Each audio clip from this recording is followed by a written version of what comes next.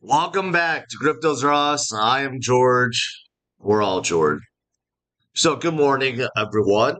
A little bit later than my usual and a little bit earlier than my second usual. But, anyways, I did not stream last night, so I want to talk about Bitcoin, Lightning Network specifically. There's a lot of talk about Bitcoin Lightning Network and what does that mean exactly. Also, talk about other stuff that happened at the conference yesterday and about a few specific altcoins, Avalanche, Near, Terra. So let's get started. Smash up the like, subscribe to the channel. Make sure you follow me on social media. Last night I was posting a lot of good stuff on my Twitter, so hopefully you guys caught that. If not, I'll share some of them with you right now. But make sure you hit that notification bell and check out all the latest news, article, and guides at CryptosRUs.com. Welcome, welcome, welcome. Hello, everyone. As you may have noticed, my voice is, I don't know why my voice is like, I lost my voice. Maybe from all the drinking. I don't know. But man, I woke up with the biggest hangover today. Anyways, Bitcoin is right around 43.2. It's a little bit lower than yesterday. You see that it did bounce off of the 42.7 again. Look like the whales trying one last time to kind of try to break Bitcoin during the Bitcoin conference because today's the last day. I don't know if that's the case. There's really no reason why for Bitcoin to go down. I mean, all the indicators are now saying extremely oversold for Bitcoin. There's really no need for Bitcoin to go any further. I mean, there's just no bad news, nothing. Right now, it's just kind of like whale games, trying to break people's spirits, right? But we know this will pass. But long-term holders are not falling for this. Even short-term holder, retail investors, at least those that are watching me know that we will get through this, right? And we will. So it's definitely not time to be panicking. And if you look at the heat map of today, actually, you'll see that not everything is in the red. There are actually some standouts and some that are starting to break up again, right? Which is also a pretty good indicator. Last few days, when I checked this out, nothing but red. But today, actually, a lot are starting to recover in a big way, including Near Protocol, which is up 23%. And I have something to share about that. But others, starting to come up. If you look at today, the U.S. markets, NASDAQ down about 1.3%. Yesterday was down about 2%, right? So this definitely have a little bit of pressure on Bitcoin right now, but just slightly. And of course, there's other geopolitical and macroeconomic stuff I'm not going to go too much into today that is still, pushing down, right? But all this short term because there are bigger and greater things happening in the future, right? Actually, some of it was already announced, and some of it have already came out. So I think two of the biggest things that came out of the Bitcoin 2022 conference yesterday has to be about Lightning Network. Unfortunately, one big rumor that was supposedly going to happen yesterday didn't happen, but we got something similar. First of all, for you guys wondering, Robinhood finally released their very hyped up crypto wallet to 2 million plus users. And plus, this wallet will be integrated with the Bitcoin Lightning Network. A lot of talks about Bitcoin Lightning Network. But before that, now people on Robinhood using the wallet will be able to buy and send and receive Bitcoin, right? So it's more like a full-fledged wallet now, which is much better than before, where a closed ecosystem where basically if you buy and it's just there, you can't do anything with it. Now you can. So they've been hyping this up for quite some time, but they did not announce addition of, say, SHIB or anything else. They're sticking with Dogecoin and Bitcoin and Ethereum. And rumors has it that Robinhood owns about 27% of all Dogecoins out there. someone proved that by looking at the transactions, but that hasn't really been officially declared yet. But that may be the reason why they're not in a hurry to add sheep because they own so much Doge. Yeah, I don't know. Maybe. Speaking of Doge, real quick, I did see this. Elon Musk had some kind of event at one of their Texas gigafactories, and they did say deliveries of the Cybertruck and semi will be coming in 2023. I look forward to that. I really look forward to the Cybertruck. Hopefully, it's as good as it looks. But we know Elon recently made a big splash with his purchase of Twitter, and Doge starts skyrocketing, so that definitely also helps Robinhood in this case. All right, what else is there? What else is there? Jack Mallers. So this was the one that I actually went back to the conference for, sat through, and a lot of people are talking about this. Okay, first of all, in my opinion, Jack kind of like he really tried to like excite the crowd, and he repeated a lot of stuff many times. He dragged this announcement out to like a full 30 minutes when it could have been done in like 10 minutes. He was giving a history of the entire payment network, how it started from the banks and how it built up to Visa, MasterCard, Diners Club, and he just went on and on and on, dropping F-bombs left and right, and yeah, cursing left to right. But anyways, people at the conference loved it. Ultimately, the rumor about Apple, partnering up with Strike, it was nixed. He said that pretty much at the beginning, saying Apple Pay is basically using credit cards without the cards. Okay, so he wanted to do something better. So basically, he did. He decided to partner up with Shopify, and actually not just Shopify, McDonald's, Walmart, and literally everyone, because Strike has partnered up with NCR, the world's largest point of sale supplier. Okay, which means all these big companies, Whole Foods and Chipotle, right? Soon within a terminal, you will be able to pay directly with Bitcoin, right? Using the Lightning Network. And the retailers will also be able to receive either in Bitcoin or in fiat. It doesn't matter. He said they could choose, right? And this will not be using the old network that was created back 55 years ago in 1940 something. All right. So that's the big thing that he announced. Basically, he is utilizing the Lightning Network to replace what is now. Okay, just like kind of like Robinhood and everyone else. So it's actually a really good announcement. It's quite exciting. It's just not very flashy. It's not very like oh, we partnered with Apple, right? And then everyone applauds and Bitcoin pumps up to the moon. It's not like that kind of announcement. But if you think about it, this is actually a pretty important step to getting us off from the traditional payment systems, and it's going to decrease fees for vendors. It's going to make things settlement times faster. It's going to allow merchants to choose fiat and crypto. It's going to allow consumers to use crypto and fiat. I mean, it's a pretty big integration. So it's a step in the right direction. Unfortunately, it wasn't like a big thing. Okay, so that also came out yesterday. And then you have others like Peter Thiel that actually made a speech saying Warren Buffett is a top enemy of Bitcoin. I don't know why he's really picking on Warren Buffett. It's not Warren Buffett is doing anything to Bitcoin other than saying that he doesn't like it. But yeah, Peter Thiel thinks otherwise. Now today there's still more things happening, but I don't know what else is going to come today. We'll see. But right now, that's I think my internet. Sorry, today my internet's kind of iffy. So if I'm coming in and out, I apologize, but hopefully it's going to recover. But yeah, I mean, that's what came out of Bitcoin 2020 yesterday. Main, I guess the main thing is Lightning Network and how it's being used.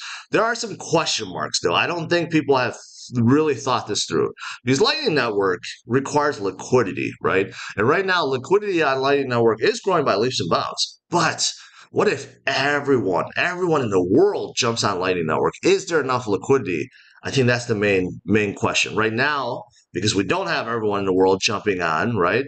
We don't really have that issue. But if Strike keeps partnering up with all these major point of sale or companies that will be utilizing Strike and Lightning Network, liquidity could become an issue. But we'll we'll cross that bridge when we come to it. All right. Now, what about some of these other altcoins besides Bitcoin? Well, I did see this pretty big. This is the reason why Avalanche is actually up today.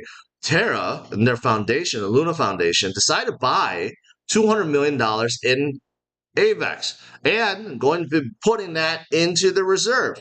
Along with the BTC reserve, they're going to be using to back UST, which is really, really everything.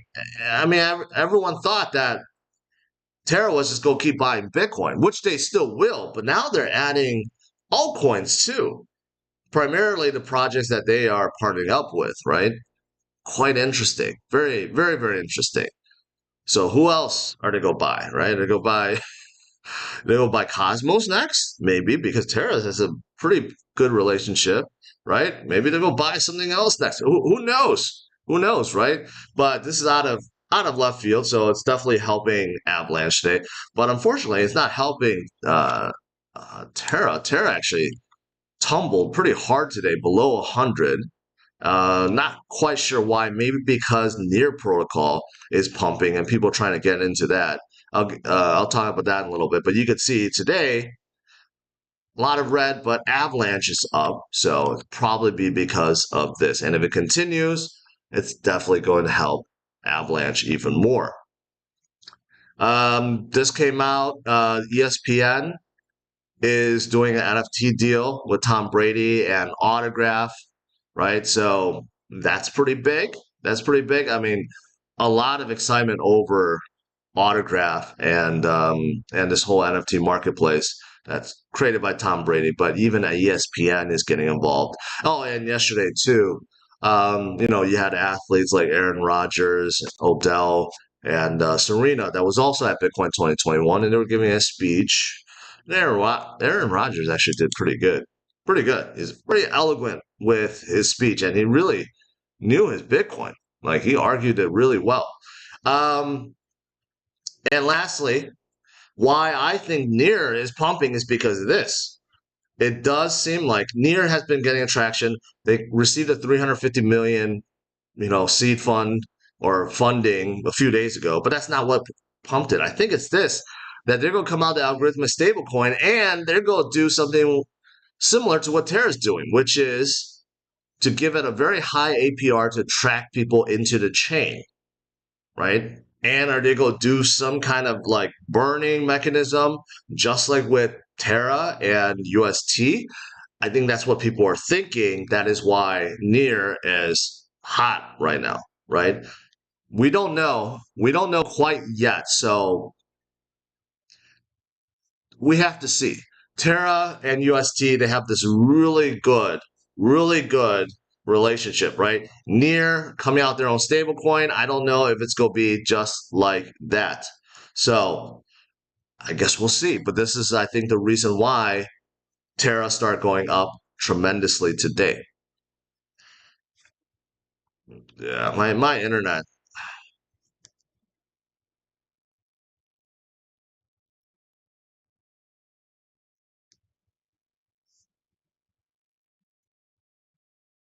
It seems like everywhere I go, the internet is not that good. I don't know why. I don't know why. It's just like cuts in and out, and man, I need to like vet my internet before I go on a vacation. like like there's I've been taking a lot of vacations with really, really spotty internet. But anyways, that is what's going on with Near, and that's why I think it's going up. And yeah, Solana finally added OpenSea finally added Solana-based NFTs. So this could definitely help. This drove Solana up a lot last week. Can it continue to drive it up? Yes. Yes, it can. Yeah. And then lastly, for those of you guys that are XRP fans, at this conference, I just happened to come across, and I tweeted this. I saw signs everywhere. Something called Ripple House. It's a supposedly a very exclusive event that you could only go if you're invited. I happened to walk past this large bus with not one person within. And then I saw these people in front, and they're like, "Yeah, we got this exclusive thing. You only go in if you're invited." Later on at the party I was at, other people said they did attend the Ripple House, and there was literally no one inside, so everyone left immediately. I have no idea who the host is. It does not seem like it was an official Ripple sponsored event. I don't know if there was an influencer or whatever group that decided to host this, but literally no one showed up at a Bitcoin conference. I mean, it just doesn't make a whole lot of sense. Anyways, that's pretty much it. That's pretty much it. Look at Bitcoin now. Look at the George effect. Look at this pump effect, right? Whenever I stream, there's a good chance Bitcoin rallies up hard. That's because me and Doe are quite like this. And he hits that buy button whenever I stream. All right, let's do some Q&A.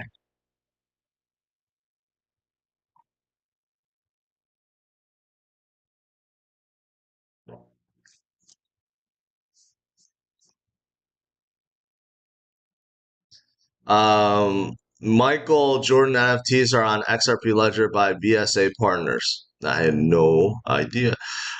George House at George God. Yeah. Yeah, I'm gonna make that happen. I'm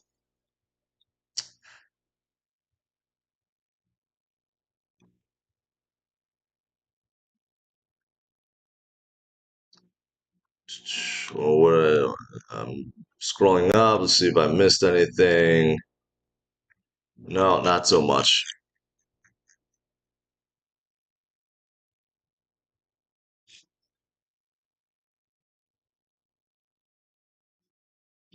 I mean, you look at this, right? You look at this. Bitcoin climbed up back to 44, basically, right? Absolutely no reason for this to happen. This is like pure whale-driven manipulation, just to scare off people, to remove hope and make people discouraged and panic sell. And that's the only reason. And then they buy back in, right? The whales buy back in when they cause a bottom event to happen like this. I mean, there's a lot of stuff. I mean, if you're zooming in and you're looking at 5 minute, 15 minute, 1 hour, you're gonna see stuff like that, right? But you zoom out and then you realize, well, it's not nearly as bad, but sometimes it's just so obvious. You just can't ignore it.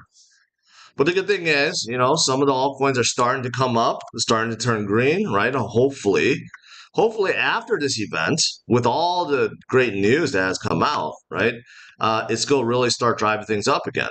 So that's the hope, that right now the whales are doing what they can to scare people during the conference, which seems to always happen because it happened the same way last week. No, last year. But we'll see. We will see.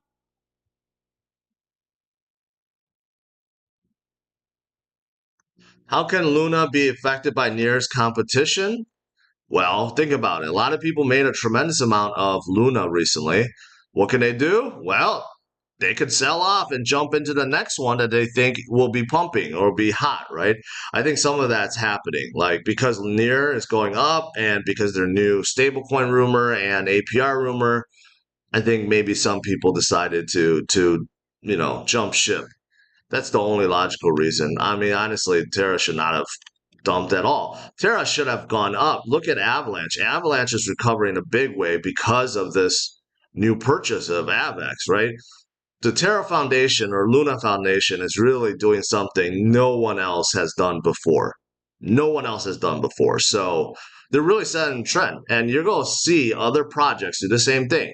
To go start buying Bitcoin to put in their reserve. And they may start buying other projects that they believe in to put their reserves. It's going to be wild. Just wait. Just wait.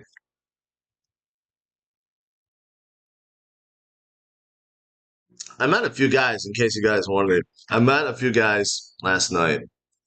Altcoin Daily, Benjamin Cohen. Ben is a really good guy. You know, he was a really nice guy to talk to. Shared a lot of ideas with me. So I have a lot of respect, and I really like Ben. And Altcoin Daily, Austin and Aaron, they were there, but they kind of left early. So yeah, just want to show you guys. This is a good party. This is a good party. And I had way too many of these whiskey sours. I had like 6 or 7 by the end of the night. That's why, yeah, I just like cr- passed out when I got back to my hotel.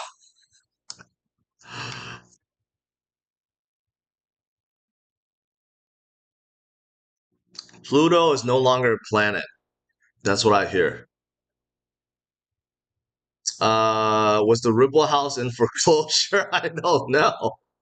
I don't know. It's just like it was a very exclusive thing, but no one was there, so I don't know what was happening. Um, what do you think about market cap CRO, Rich? I mean CRO, Rich. It could recover back to its previous high. Right now, it's just because the market is down, retail FOMO's not there. You have to you have to wait. You have to wait. But having that big logo on the Lakers stadium is a good thing, except the Lakers suck right now, so that may be not a good thing until they get better.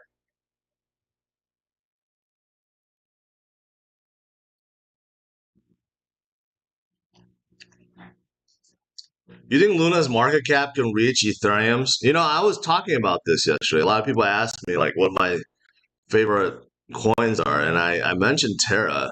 And if they really just keep going and going and going, growing their ecosystem, growing DeFi, and growing UST more importantly. I mean, you look at UST is almost at 17 billion. UST is almost in the top 10.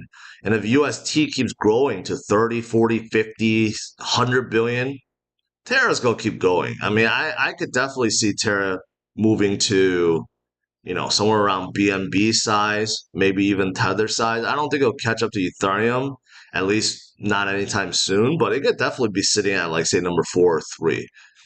That could happen. How is Strike plus Shopify better than Coinbase Card? Because Strike is removing credit cards. That's the thing. People don't understand with credit cards, basically they're controlled by the banks. And they charge a lot of fees. And sometimes when you're doing international transactions, there's a lot of stuff that takes settlement times. And ultimately, you're still using a network that's created 50 years ago by the banks. Strikes is using a Lightning network to replace that network. They no longer have to rely on the network of the banks. They're relying on the Bitcoin network. So that's the difference. So, I mean, for general consumer, they may not care. I have a credit card, just scan it, it's good, right? So for general consumer, they really don't care. But if you're thinking about it, in order for change to happen, you got to take small steps, right? And this is one of those small slash big steps if you think about it. To get off the traditional payment network, the ones that's dominated and ruled by the banks.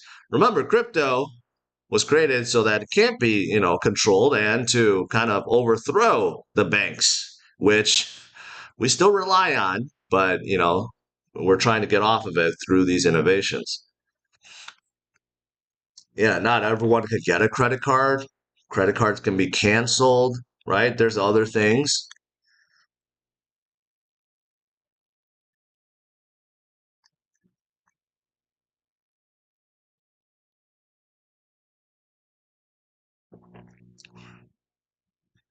Yeah, Jack Muller kept saying boomer this, boomer that. He did. I mean, he was playing to the crowd, right? When you're playing to the crowd, a lot is assumed that, are you just assume that many people in the crowd are not older, right? That they're younger. So he was kind of like playing to that. But to be honest, many people in the audience were boomers. So, yeah, he could have cut down the cursing by 100-fold and still, uh, so there's stuff that he just I didn't really care about. But ultimately, the message was delivered. A little bit too long, but it's an important step. It's a very important step.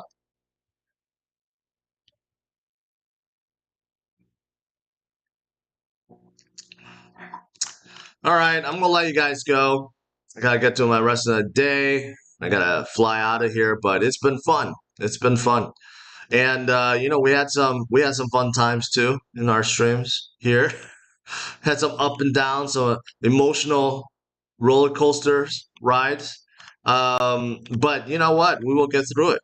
We will get through it. And every person I met this weekend or this week have told me the same thing. That I helped them stay strong, I helped them stay focused, I helped them get past the volatility, and they're better off for it.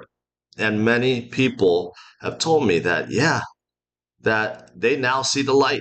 They no longer fear the day-to-day volatility because it's pointless to fear over day-to-day volatility. All you have to do is focus on the future, the long term, and the long term looks bright. All right, smash the like, subscribe to the channel. I will see you guys hopefully tonight.